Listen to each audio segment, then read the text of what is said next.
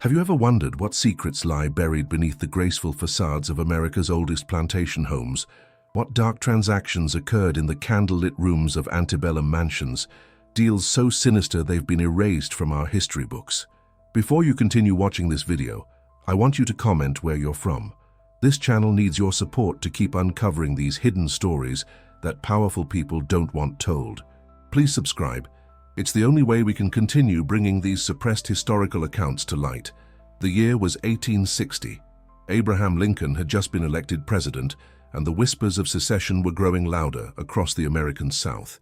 But in Charleston County, South Carolina, another kind of darkness was unfolding, one that would leave an indelible stain upon the land that remains to this day.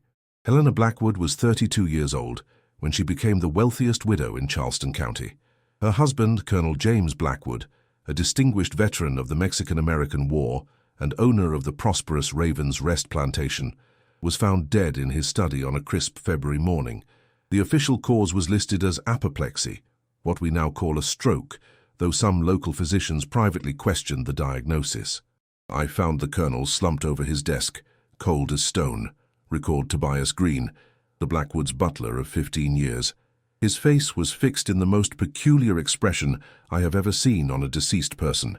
Not pain, precisely, more like recognition, as though in his final moments he had suddenly understood something terrible. Eleanor inherited everything: the sprawling plantation with its 400 acres of prime cotton fields, the grand manor house with its 26 rooms, and most significantly, the ownership papers for the 68 enslaved individuals who worked the land. In 19th century South Carolina, this made Eleanor Blackwood not just wealthy, but powerful. "It was unusual for a woman to maintain such holdings without remarrying," explained Professor Eliza Montgomery of Charleston Historical Society. But Mrs. Blackwood was unlike any widow the county had ever seen. She was educated, unusually so for women of that era, and possessed a keen business mind. Within weeks of her husband's death, she was negotiating cotton prices with factors from Charleston to New Orleans. What the historical record shows next is a series of curious transactions that began approximately 3 months after Colonel Blackwood's death. Eleanor began to purchase additional lands adjacent to Raven's Rest at prices well below market value. The first acquisition was the struggling Hammond property to the east. 150 acres sold for roughly a third of its worth. "The documentation in the county records is peculiar," said Dr. Thomas Whitaker, archivist at the South Carolina Historical Archives. "The sale was registered as payment rendered in gold and personal effects, but the monetary amount specified would not have covered even half the property's value." What's even more strange is that Jeremiah Hammond had previously refused more generous offers. Something changed his mind. That something would become the subject of local speculation for years to come. Courthouse clerks reported seeing Eleanor presenting Jeremiah Hammond with a simple gold band, a man's wedding ring that was definitely not her late husband's, which she continued to wear on a chain around her neck. According to Abigail Porter, whose great-grandmother worked as a housemaid in the Hammond household, the change in Jeremiah Hammond was immediate and disturbing. "My great-grandmother wrote in her journal that Mr. Hammond returned from the meeting with Mrs. Blackwood wearing a new ring on his right hand. That night he dismissed all the house servants early. She described hearing him pacing the floors until dawn, muttering to himself. Within a week the sale was completed, and within a month Jeremiah Hammond was dead, supposedly by his own hand."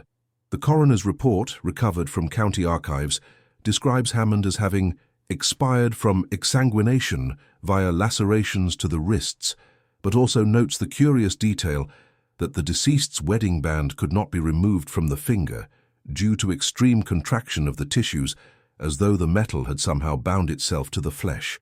By summer of 1860, Eleanor Blackwood had acquired 3 adjacent properties through similarly unusual transactions.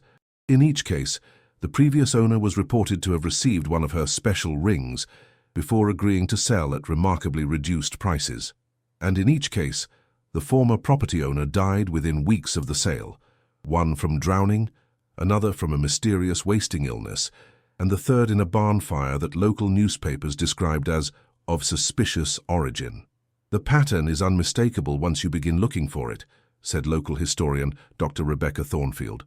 Her meeting with the widow, the appearance of a ring, a property sale at far below market value followed by the death of the seller, usually in circumstances that raised questions but never quite enough to prompt a formal investigation. It was Martha Jenkins, wife of County Judge William Jenkins, who first publicly voiced what many had begun to whisper privately. At a ladies' tea gathering in July of 1860, she allegedly declared, "Eleanor Blackwood is practicing some manner of dark arts. Those rings she distributes carry a curse. My husband says the metal in them isn't pure gold. It has a strange reddish tint that no local jeweler can identify."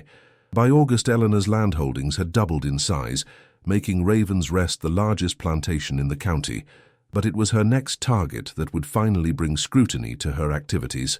The Willow Creek Plantation belonged to the Beaumont family, one of the oldest and most respected in South Carolina. When Patriarch Frederick Beaumont suddenly announced his intention to sell to the widow Blackwood, his son Thomas publicly contested the decision. "My father is not in his right mind," Thomas Beaumont was quoted in the Charleston Mercury. Since meeting with Mrs. Blackwood and accepting her gift, a ring he claims belonged to his own grandfather, though our family has no record of such an heirloom, he has become obsessed with completing this sale. He speaks of obligations and promises, though he cannot explain to whom they are owed. I have petitioned the court to declare him incompetent before this madness costs us our ancestral home. The court date was set for September 3rd, 1860. It would become one of the most notorious legal proceedings in Charleston County's pre-Civil War history, though many details were later struck from official records. "The court was packed beyond capacity," wrote Samuel Fletcher, a court reporter for the Charleston Daily Courier. Mrs. Blackwood arrived dressed in full mourning attire, though her husband had been dead nearly 7 months. More striking were her hands, adorned with no fewer than 7 rings, each different in design but all bearing that peculiar reddish gold hue that had become her signature. Frederick Beaumont took the stand, appearing pale and drawn. When questioned about his decision to sell Willow Creek, witnesses described his testimony as disjointed and rambling. He repeatedly touched the ring on his right hand, a thick band engraved with what some observers described as symbols not of Christian origin. "I am bound to fulfill this transaction," Beaumont testified. "The ring has shown me the way. At night it whispers the truth of what must be done."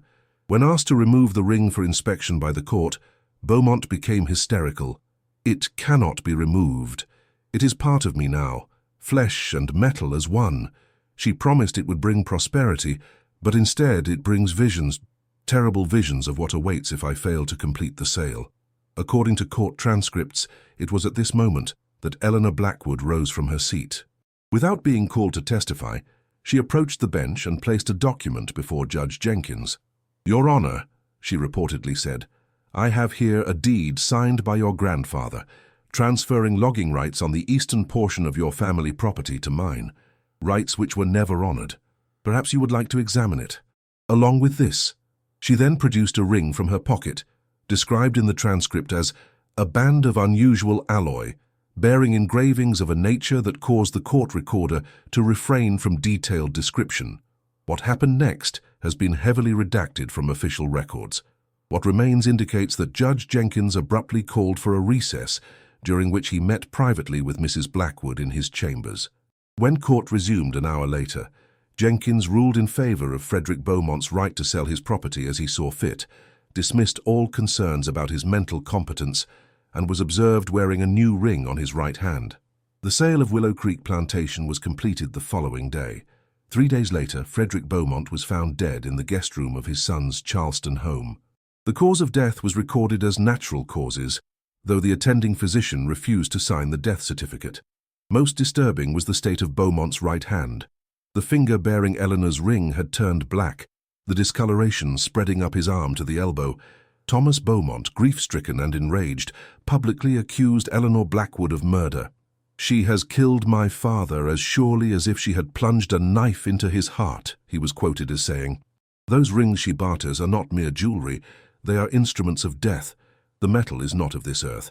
I have consulted men of science in Charleston and Columbia, and none can identify its composition." Thomas's accusations might have been dismissed as the ravings of a bereaved son, had they not coincided with another disturbing discovery. A slave hunter tracking runaways through the expanded grounds of Raven's Rest reported finding a peculiar structure deep in the swampland that now formed the center of Eleanor's enlarged estate, a structure that had not appeared on any previous survey of the properties. It was a building unlike any I had seen in these parts, Ezekiel Harris testified to the county sheriff, round in shape, built of black stones fitted together without mortar. No windows, just a single door of some metal that resembled copper, but did not tarnish despite the swamp humidity. And inside, Harris would not complete his description, claiming that what he witnessed inside the structure had rendered him unfit for Christian company until he could cleanse his soul of the sight. He would later be committed to the state asylum in Colombia, where records indicate he spent his remaining years repeatedly drawing circular patterns on the walls of his cell. By early October, tensions surrounding Eleanor Blackwood and her expanding plantation had reached a breaking point. Multiple former property owners were dead. Judge Jenkins, who had ruled in her favor regarding the Beaumont sale, had not been seen in public for weeks. Rumors spread that Eleanor had been observed conducting strange rituals in the swamp structure during the new moon, accompanied by figures that moved unlike natural men.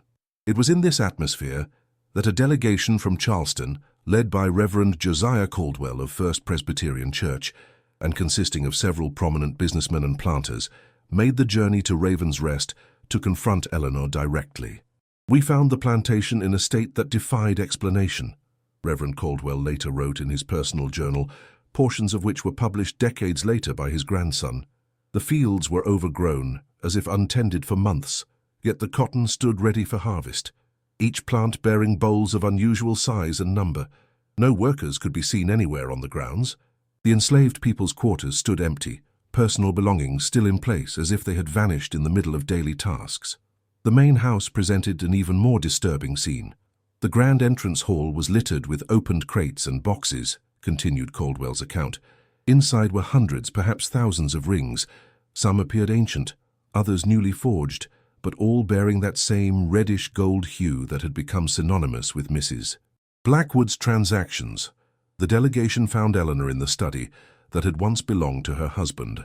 According to multiple accounts, she was seated at a large desk, surrounded by maps of Charleston County, with various properties outlined in what appeared to be red ink. On her hands were no fewer than 12 rings, 2 or 3 on each finger. "Gentlemen," she reportedly greeted them, "you have saved me the trouble of extending individual invitations. I have propositions for each of you regarding your respective holdings." What followed was described by Reverend Caldwell as a discourse so blasphemous and horrific in its implications that Christian charity prevents me from recording it verbatim. The abbreviated version indicates that Eleanor revealed her ultimate ambition, to acquire, through her rings and the deeds they procured, ownership of every significant property in Charleston County. "The land remembers what was promised to them," she allegedly told the delegation. "Before your ancestors arrived, before even the native tribes claimed these territories as their own, this land was dedicated to powers your Christian God has long sought to supplant. The rings are conduits, each forged from metal mined from the deepest part of this property, metal that has absorbed the essence of what sleeps below." The delegation fled Raven's Rest, but not before Eleanor presented each man with a ring, which all reportedly refused. Within days, they had organized a larger group, described in some accounts as a committee of public safety, and in others more plainly as a mob, to return to the plantation and put an end to whatever dark business was transpiring there.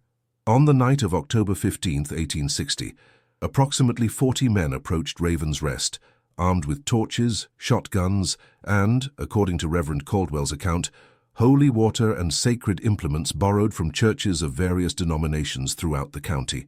They found the plantation house dark and seemingly abandoned. The front door stood open, swinging gently in the autumn breeze. Inside, the entrance hall was empty, the crates of rings nowhere to be seen. The delegation moved cautiously through the house, finding no sign of Eleanor or any other occupants. It was Thomas Jameson, a local blacksmith who had joined the group, who first noticed the map still spread across the desk in the study. "Every property in the county was outlined," he later testified, "but it wasn't red ink as we'd been told. When I touched it, it was still wet. It was blood." The map revealed something else, a series of lines connecting all the properties Eleanor had acquired, forming a pattern that several educated members of the group recognized as a modified version of the Seal of Solomon, an ancient occult symbol used for binding supernatural entities. The central point of the design, wrote Reverend Caldwell, corresponded precisely to the location of the strange structure discovered in the swamp. It became clear that Mrs. Blackwood's land acquisitions had been strategic, not for economic gain, but to complete a vast symbol across the very landscape itself. The group proceeded to the swamp structure, following a path that had been recently cleared and lined with torches burning with an unnatural blue flame. As they approached the black stone building, they reported hearing a low, rhythmic chanting from within. What the men claimed to have witnessed next varies significantly between accounts. Reverend Caldwell's version, widely considered the most reliable as he was a respected clergyman, describes the delegation surrounding the structure, while he and 3 other church representatives approached the copper door. "It swung open at our touch, as if anticipating our arrival," he wrote. "Within we beheld Mrs. Blackwood, standing beside a circular pit in the center of the single room. She wore a dress that appeared to be crafted from some metallic fabric that moved like liquid around her form. But most hideous were her hands. The flesh had merged with her numerous rings, transforming her fingers into twisted, metallic appendages that no longer appeared human. Eleanor was reportedly not alone. Surrounding the pit were 13 figures dressed in dark robes, their faces concealed. At their feet lay objects that several members of the delegation recognized with horror, personal effects belonging to the former property owners who had died after selling to Eleanor, including Judge Jenkins's judicial pendant. She turned to us with eyes that shone like burnished copper," Caldwell continued. "She spoke not to us, but to something in the pit, a formless mass of shadow and substance that seemed to rise and fall like breathing earth. 'The compact is nearly complete,' she said. 7 generations ago they buried you beneath this land and bound you with silver and salt. I have broken those bonds, link by link, property by property. When the final deed is signed, the circle will be complete, and you will claim what was promised." What happened next is described in terms so fantastic that historians have generally attributed it to the heightened emotions and superstitious fears of the witnesses. According to multiple accounts, Eleanor raised her transformed hands toward the delegation, and the rings on the fingers of several men, including Thomas Beaumont, who had taken his father's ring after his death, began to glow with the same reddish light. "Those men fell to their knees," wrote one witness, their expressions transforming from anger to rapture to horror in rapid succession. 3 of them began walking toward Mrs. Blackwood as if pulled by invisible chains, their ringed hands extended before them. It was Reverend Caldwell who reportedly broke the spell.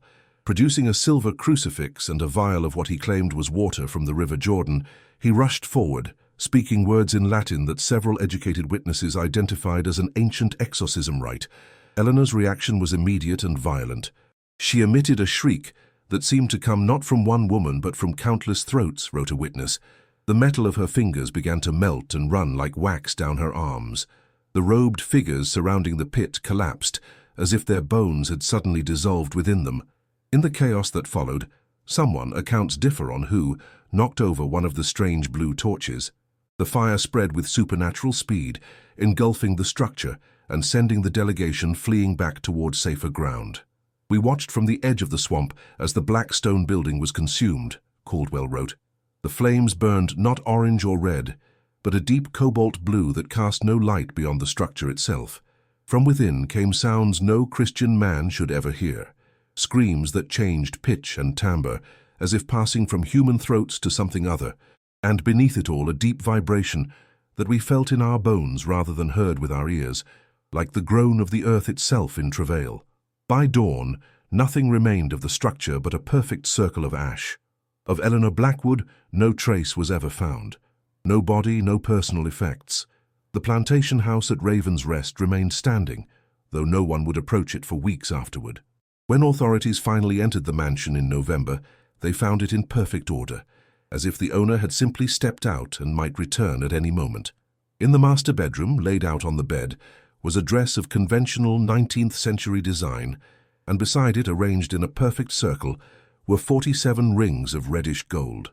Most disturbing of all was what they discovered in the cellar. Behind a recently constructed false wall was a workshop containing metalworking tools, crucibles, and an unusual forge. Scattered across a workbench were documents dating back to 1623, property deeds, maps, and personal journals written in a cipher that has never been fully decoded. Among them was a portrait of a woman in Elizabethan dress who bore a striking resemblance to Eleanor Blackwood, though the painting was dated 1641, more than 200 years before Eleanor's birth. The land comprising the expanded Raven's Rest plantation was eventually divided and sold at public auction, though buyers were scarce and prices remained well below market value for years afterward. Few of the properties prospered. Crops failed, livestock died mysteriously, and several of the new owners reported strange phenomena: lights moving through the swamp at night, voices whispering from empty rooms, and most commonly, dreams of a beautiful woman offering rings in exchange for signatures on deeds. Perhaps most telling is what happened to the 47 rings found in Eleanor's bedroom. Placed into the custody of the county court as evidence, they disappeared from a locked strongbox within a week. Over the next 2 years, several prominent citizens of Charleston and the surrounding counties were observed wearing rings of unusual reddish gold shortly before selling ancestral properties at reduced prices to buyers whose names never appeared in any official records. Thomas Beaumont, who had been part of the delegation to Raven's Rest that fateful night, attempted to compile a comprehensive account of the Eleanor Blackwood affair in the spring of 1861. His manuscript, nearly complete, was reportedly confiscated by Confederate authorities shortly after South Carolina's secession from the Union, deemed potentially damaging to public morale during a time of national crisis. In his final known correspondence, a letter to Reverend Caldwell dated June 12, 1861, Beaumont wrote, "The war that now engulfs our nation may prove to be a blessing in disguise, for it has disrupted whatever grand design was set in motion." Through Eleanor's transactions, the pattern across the land has been broken, properties changing hands through inheritance and wartime necessity rather than through her rings of binding. Yet I fear what we witnessed was merely postponed, not prevented. The entity beneath the swamp, that which she called the Promised One, remains. It is patient. It will wait for another to complete what Eleanor began. Beaumont was killed at the First Battle of Bull Run the following month, one of the first South Carolina casualties of the Civil War. As for Raven's Rest itself, the main plantation house still stands, one of the few antebellum structures in the county, to survive both the Civil War and subsequent decades of neglect. It has changed hands 23 times since Eleanor Blackwood's disappearance. No owner has managed to maintain possession for more than 7 years. It currently sits abandoned, the property tied up in litigation between multiple claimants, each producing deeds that county officials have been unable to reconcile. Local residents avoid the property, particularly after sunset. There are still reports of lights moving through the old swampland at the center of what was once Eleanor's expanded estate. Most disturbing are the accounts from children in nearby communities who speak of dreams in which a beautiful woman in an old-fashioned dress visits them, showing them maps of the county and offering pretty rings if they will someday help her complete the circle. In 2007, during renovation work on the old Charleston County Courthouse, construction workers discovered a small metal box sealed within a cornerstone. Inside was a single sheet of paper, a property deed transferring ownership of a parcel of land from William Jenkins, the same judge who had ruled in Eleanor's favor in 1860, to Eleanor Blackwood. The deed was dated October 15, 1860, the very night of the confrontation at the swamp structure. Most unsettling was the seal pressed into the wax beside Jenkins' signature, a perfect circle containing what experts in ancient languages have identified as a phrase in Aramaic that translates roughly to "until the circle closes." The deed was transferred to the South Carolina Historical Society for preservation and study. It disappeared from their climate-controlled vault 3 days later.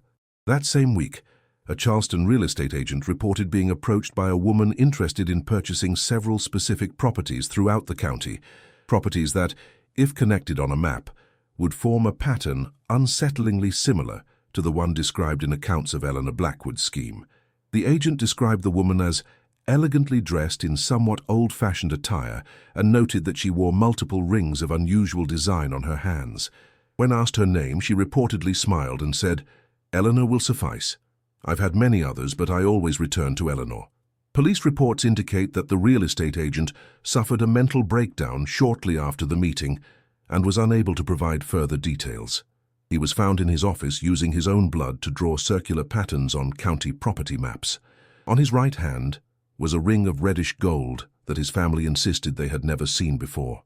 Despite multiple attempts, medical personnel were unable to remove it from his finger. To this day, visitors to the ruins of Raven's Rest occasionally report finding small rings of reddish metal partially buried in the soil, as if the earth itself were pushing them up to the surface. Local authorities confiscate these artifacts whenever they are reported, though several officers privately admit that the collected items never seem to reach the evidence room. The most recent development came just last year, when ground-penetrating radar, used by an archaeological team from the University of South Carolina, detected an unusual circular structure approximately 20 feet below the surface of the swamp at the center of the former Raven's Rest property.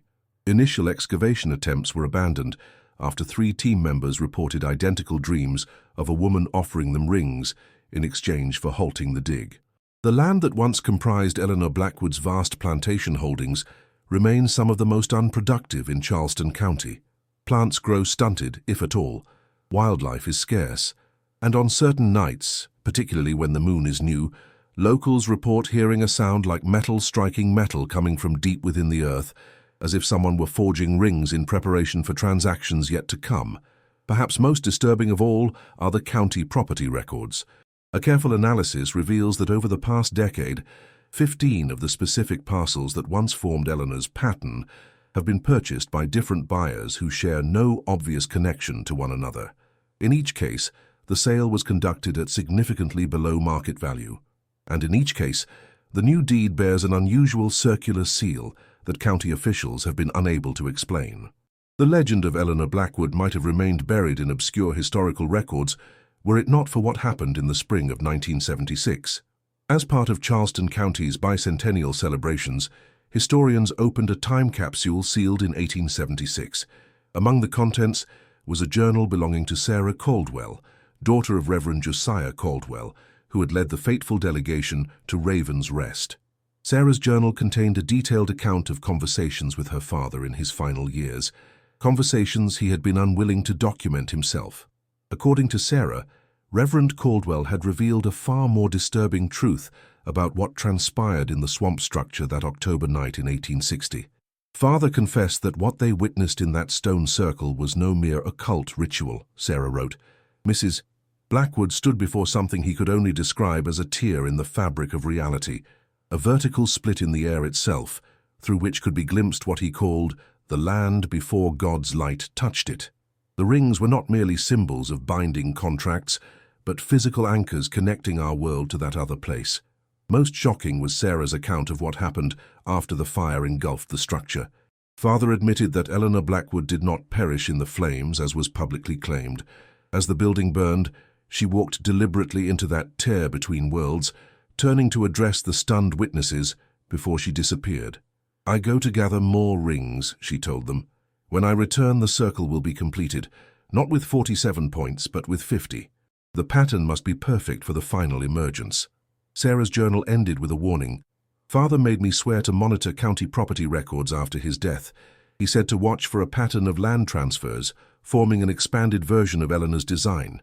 Should such a pattern begin to emerge, he left instructions for a ritual that might disrupt it, though he warned the cost would be terrible for whoever performed it."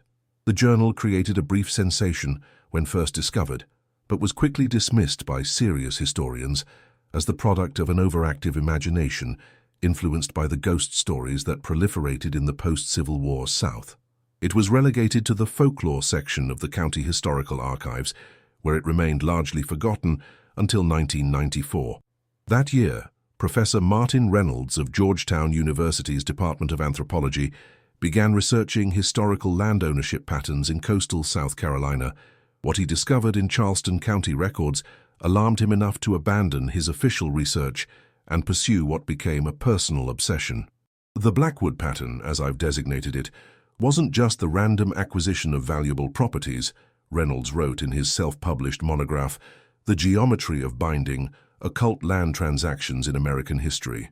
When mapped precisely and overlaid with geomagnetic survey data, the properties form a complex circular sigil centered on a point of significant electromagnetic anomaly in what was once the heart of Raven's Rest Plantation. Reynolds claimed to have discovered similar patterns of strategic land acquisition in 7 other locations across America, each centered on sites of unusual geological or electromagnetic properties, and each apparently interrupted before completion. Most disturbingly, he found references in each case to a woman matching Eleanor Blackwood's description, though under different names, appearing shortly before the pattern of acquisitions began. These aren't separate incidents, Reynolds concluded. They're repeated attempts by the same entity to complete a ritual spanning centuries. The rings, the deeds, the properties arranged in circular patterns. They're all components of something trying to create a doorway. Reynolds disappeared while conducting field research at the Raven's Rest ruins in 1996. His abandoned vehicle was discovered on a service road near the property, its interior covered with circular symbols, drawn in what forensic analysis confirmed was his own blood. He was never found. In 2010, Charleston County approved a controversial development project that would transform the long-abandoned Raven's Rest property into a luxury housing community. Initial groundbreaking revealed previously undiscovered ruins beneath the antebellum mansion, foundations of a much older structure dating to the early 17th century. Dr.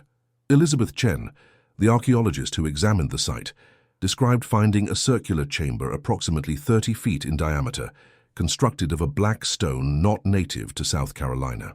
The interior walls were covered with symbols combining elements of European alchemical traditions, West African spiritual iconography, and Native American pictographs, all arranged around a central motif resembling a door or portal. Most significant was what lay at the center of this ancient chamber, a circular pit lined with metal of unknown composition. Metallurgical analysis revealed a unique alloy containing gold, iron, and several elements not readily identifiable through standard testing methods. Samples sent to advanced laboratories reported inconsistent results, as if the material's composition was somehow unstable or shifting. Whatever this metal is, Dr. Chen wrote in her preliminary report, it appears to be the same material used in the rings documented in historical accounts of Eleanor Blackwood. Most concerning is that we've discovered evidence this pit was actively mined as recently as 20 years ago, despite the property being officially abandoned. The development project was abruptly cancelled when the primary investor, Hartford Development Group, withdrew all funding without explanation. 3 weeks later, the company's CEO, Richard Hartford, resigned from his position and sold his extensive Charleston real estate holdings, including several properties that had once been part of Eleanor Blackwood's acquisitions. Local newspapers reported that Hartford had experienced a spiritual awakening following an encounter with a woman he met while touring the Raven's Rest ruins, a woman he described as having ancient eyes in a young face, and who had gifted him a ring that he claimed helped him see the world as it truly is. Hartford was later committed to a private psychiatric facility after attempting to carve circular symbols into his own flesh. In 2018, technology revealed what historical records could not.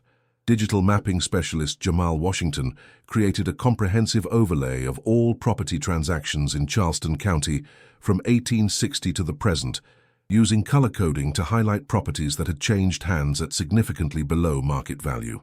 What emerged was unsettling, Washington said in an interview with an online paranormal investigation channel. The Blackwood pattern, as Reynolds called it, never actually stopped forming. It simply slowed down, with strategic properties changing hands every few years instead of in the rapid sequence Eleanor had attempted. More disturbing is that the pattern has been expanding, exactly as Sarah Caldwell's journal predicted, from 47 points to what now appears to be 49. Washington's research indicated that the most recent acquisition, the 49th point in the pattern, had occurred just 6 months earlier. County records showed the buyer as a limited liability company called Full Circle Investments, with the company's contact information leading to a non-existent address in downtown Charleston. I tried to warn people, Washington said in his final social media post before his accounts were deleted. I found the same pattern forming in 6 other counties across America, same strange company names, same below-market transactions. Whatever Eleanor Blackwood began in 1860 is nearing completion now. The circle is almost closed. Washington was reported missing by family members 3 days later. His apartment was found in perfect order, with no sign of struggle or forced entry. The only unusual element was a detailed map of Charleston County pinned to his office wall, with 50 properties marked in red ink, 49 circled, 1 underlined. The underlined property was scheduled for auction the following month due to unpaid taxes. That property, a small, seemingly worthless plot of swampland, was purchased sight unseen by an online bidder using the screen name Eleanor B. The transaction was completed on October 15, 2021, exactly 161 years to the day after the confrontation at Raven's Rest. County Geographic Information Systems technician David Miller was the first to notice the significance. Using modern satellite imagery and property boundary data, he created a perfect overlay of the 50 properties now connected to the Blackwood pattern. When viewed from above, they formed an unmistakable circular symbol with intricate internal geometries. "It's not just a circle," Miller explained in a hastily written report to county officials. "It's a precise replica of ancient binding sigils found in multiple mystical traditions, but scaled up to encompass miles of territory, and now that the final property has been acquired, the pattern is complete." Miller's report was filed but never acknowledged. When he attempted to follow up a week later, he discovered that all digital records of the 50 properties had been altered, boundary lines shifted, ownership histories modified. The pattern he had documented was now invisible within the official system. On the evening of November 2, 2021, residents across Charleston County reported an unusual astronomical phenomenon, a ring around the moon that appeared to shimmer with a reddish-gold hue. Local meteorologists attributed it to atmospheric dust, but those who observed it closely reported that the ring seemed to pulse, contracting slowly inward as the night progressed. That same night, security cameras at the Charleston County Records Office captured footage of a woman entering the building after hours, though no alarms were triggered and all doors remained locked according to electronic logs. The woman, described as wearing an anachronistic dress style reminiscent of the mid-19th century, was recorded accessing the property records vault. Her face was never clearly visible to the cameras, and most disturbing, her hands appeared to emit a soft reddish glow that interfered with the video quality. By morning, the night guard was found unconscious at his post, a ring of unfamiliar design on his right hand. He had no memory of the previous night and could not explain the origin of the ring, which could not be removed despite medical intervention. On his computer screen was a property record search showing all 50 properties now registered to a single owner, Eleanor Blackwood, executrix of the Eternal Circle. In the 3 years since that night, unusual phenomena have been reported with increasing frequency throughout the county. Residents near the former Raven's Rest Plantation report hearing metallic hammering sounds emanating from deep underground. Several children have been hospitalized after being found attempting to dig into the earth with their bare hands, each claiming that the lady with the rings had asked them to help her friends come through. Most alarming are the rings themselves.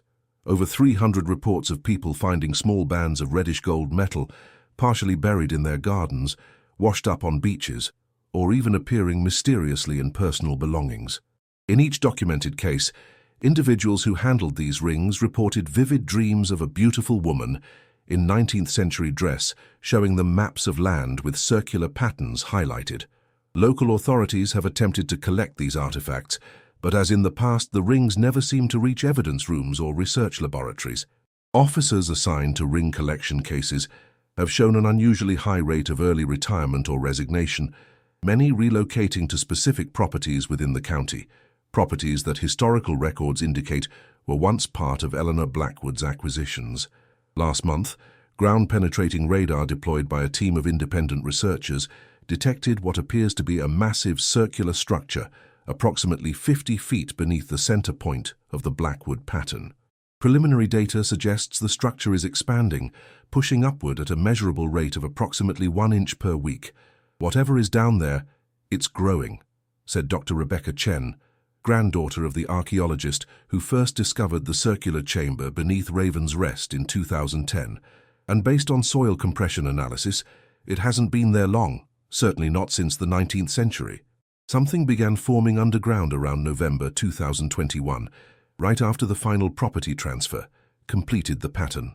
3 weeks ago, an anonymous package was delivered to the Charleston Historical Society. It contained a single sheet of parchment, apparently centuries old yet perfectly preserved. Written upon it in elegant script was a message that has defied definitive translation, though linguistic experts suggest it combines elements of Middle English, Gullah, and something far older. The most agreed-upon rendering reads, "The circle now complete, 50 deeds bound by rings of the deep earth.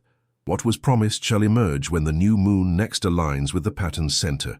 The door opens from both sides when properly invited. Eleanor has kept her word across 7 generations. We shall keep ours." According to astronomical calculations, the next new moon to pass directly over the center point of the Blackwood pattern will occur exactly 2 weeks from today. County officials have dismissed concerns as unfounded paranoia fueled by internet conspiracy theories. Development has been approved for several of the properties within the pattern, with groundbreaking scheduled to begin the day after the upcoming new moon. Meanwhile, jewelry stores throughout Charleston County report an unusual trend. Customers requesting custom rings made from family heirlooms of reddish gold metal they've recently discovered. Metallurgists consulted by concerned jewelers have been unable to identify the alloy, describing it as having properties that seem to defy conventional material science. Most troubling are the dreams, reported by an increasing number of county residents, of standing in a circle within a vast swamp, watching as the earth at the center begins to rise, taking the shape of a door that swings open from below rather than from the side. Beyond that door they glimpse something ancient and patient, extending appendages that end not in fingers, but in bands of metal that reach toward the dreamers with promises of prosperity, power, and property. And always, standing beside that door, is a woman in an antebellum dress, her hands transformed into metallic claws adorned with countless rings, her voice somehow simultaneously speaking in the modern present and echoing from centuries past. The circle is complete. The promised one comes. All that remains is for you to accept your ring and take your place in the pattern. Some say that on particularly quiet nights, when the wind blows from the direction of the old Raven's Rest plantation, you can hear a sound like metal striking metal, as if someone or something is forging new rings in anticipation of transactions yet to come. The old courthouse where Eleanor Blackwood once bartered her rings for deeds still stands in downtown Charleston. Recently renovated, it now serves as a museum of county history. The centerpiece of its main exhibition hall is a display case containing artifacts from the antebellum period, including a single ring of reddish gold metal discovered during renovation work and believed to be one of Eleanor's original contract rings. Museum staff report that despite state-of-the-art security, the ring sometimes changes position within its locked case overnight. More disturbing are the perfect circular impressions found on the glass each morning, as if someone had pressed ring-adorned fingers against the case from the inside. The official tour script makes only passing reference to local folklore regarding a widow who acquired significant property holdings through unusual business acumen. But unofficial ghost tours of Charleston tell a different story, of a woman who made deals that transcended mere property law, who bound the very land itself to entities older than human history, and who promised to return when the circle was complete. Whether Eleanor Blackwood was human at all remains the most disturbing question, one that historians, paranormal researchers, and increasingly local law enforcement officials find themselves confronting as the evidence mounts that whatever began in 1860 never truly ended. As for the rings themselves, their composition remains a mystery that modern science has yet to solve. The only certainty is that they continue to appear throughout Charleston County, each one seemingly drawn toward completing a pattern begun more than a century and a half ago by a widow who understood that some bargains extend far beyond a single lifetime, and that some deeds once signed bind not just the land but the souls of all who dwell upon it. The partial journal of Thomas Beaumont, recovered from a private collection in 2017, contains perhaps the most chilling insight. I believe now that Eleanor was never the true architect of these events, merely its most recent steward. The entity beneath the swamp has been attempting this emergence since before European settlement. The native tribes knew to avoid this land. The rings are not merely contracts but connections, Each one a tether between our world and whatever waits beyond the door Eleanor has spent generations trying to open. As the new moon approaches and the center of the Blackwood pattern begins to show signs of unusual activity, unexplained tremors, electrical disturbances, and reports of metallic objects spontaneously orienting toward it like compass needles finding north, one cannot help but wonder if we are witnessing the culmination of what Eleanor began in 1860, or merely the latest chapter in a much older story. The early colonists built their first settlements elsewhere, despite the obvious advantages of this location. Only when we forgot the warnings of our predecessors did we become vulnerable to its influence. Perhaps the most telling sign is what local children have begun drawing in schools across the county: perfect circles containing intricate internal patterns, remarkably similar to the Blackwood pattern when viewed from above. When asked about these drawings, the children give variations of the same answer.